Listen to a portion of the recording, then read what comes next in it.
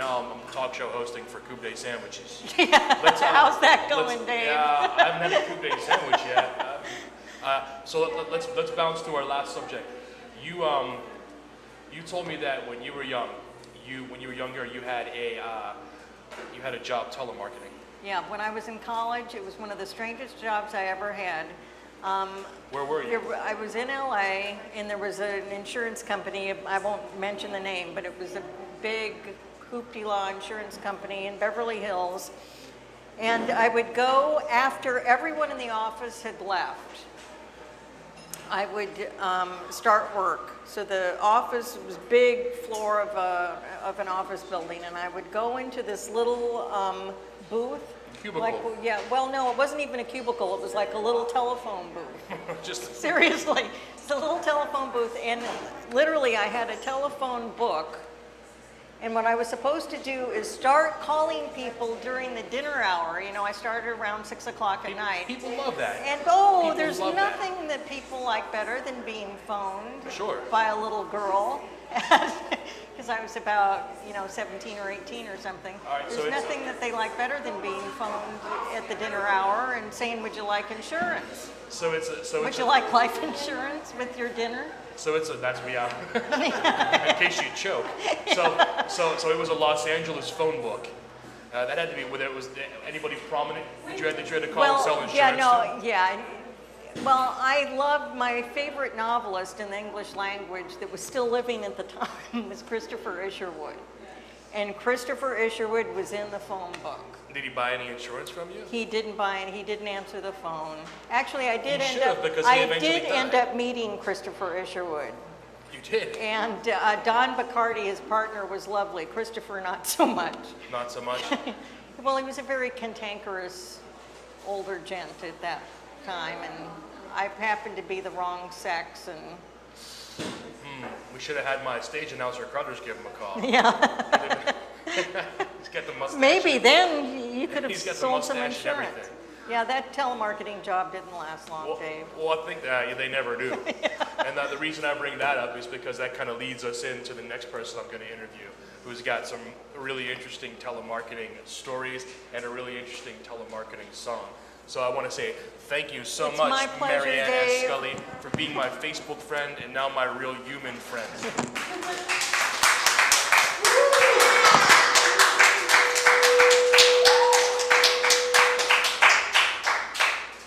All right, up next, my telemarketing friend Midge Crickett. She's a local cellist and songstress. Again, we also became friends via Facebook.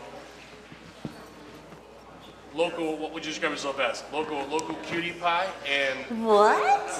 With a dirty mind. I think that's what I put on the Facebook. Local cutie pie with a dirty mind. So how do I introduce this song? What's it called? Well, the song actually you introduce the song. You're I am better at feeding back. Yeah, sure. I can totally. Just want me to go into it. Just do it. You're the songstress. Okay. So can you have my list of names in the shot there, Don? Okay. Well, this song, it's a song that I wrote after I was fired from a job that I had for a very long time, and I really don't want to trash talk the job too much because I like the people I worked for, people I worked with.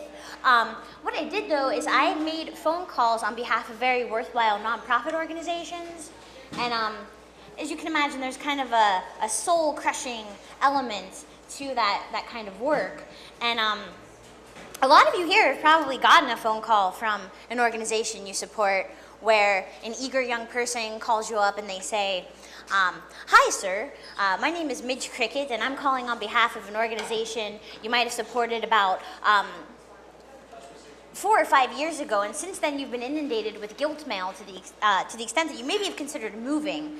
And although someone much wiser than I once pointed out that brevity is the soul of wit, you better take a seat, sir, because this is going to be a rather lengthy plea on behalf of lead-poisoned children who call cockroach-infested tenements their homes, who, if not for these tragic circumstances, would all be honor-roll soccer-playing band geeks. So let's give them a chance, sir, to be rejected not because they live below the poverty line, but to be rejected because they live just slightly above it. And I understand that you're an 84-year-old war veteran with a metal plate in your head who recently suffered a stroke, and as a result, you can't even clearly enunciate your objections to my ballsy, unsolicited phone call, which can't be identified by your caller ID.